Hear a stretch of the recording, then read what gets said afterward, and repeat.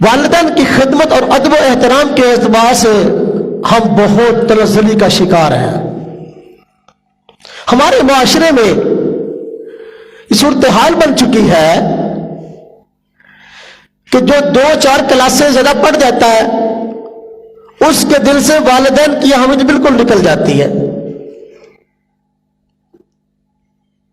اور وہ بسا اوقات والدین کو اپنے نوکر سمجھتا ہے. ایک دوست بتا رہے تھے ایک بار ایسا ہوا، ایک یونیورسٹی میں ایک لڑکا پڑھتا تھا. لڑکا بڑا قابل تھا، بڑا ذہین تھا. اس کا والد یونیورسٹی کے ہاسٹل میں اس سے ملاقات کے لیے گیا.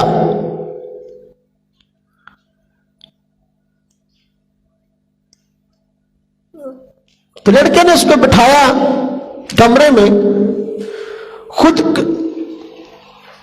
کچھ دیر اس کے ساتھ رہا، پھر کچھ چائے شائے لینے کے لیے بلکہ والد کمرے میں آیا، کچھ دیر بیٹھا، تو اس کے بعد والد تقاضے کے لیے پیشاب وغیرہ کے تقاضے کے لیے واش روم گیا. تو کلاس کے لڑکوں نے پوچھ لیا کہ یہ جو شخص ہے یہ آپ کا کیا لگتا ہے؟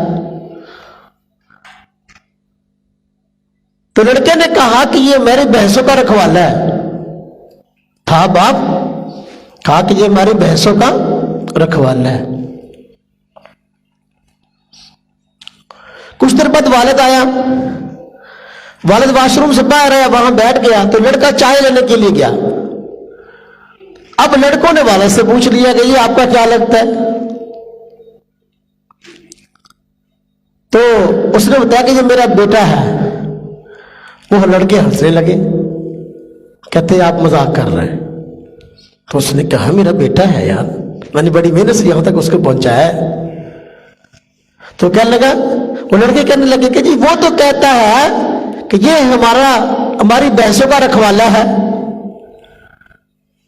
تو اب باپ کو غصہ آیا. اب باپ نے کہا، اس نے صحیح کہا کہ اس کی ماں بھینس ہے، میں اس کا رکھوالا ہوں.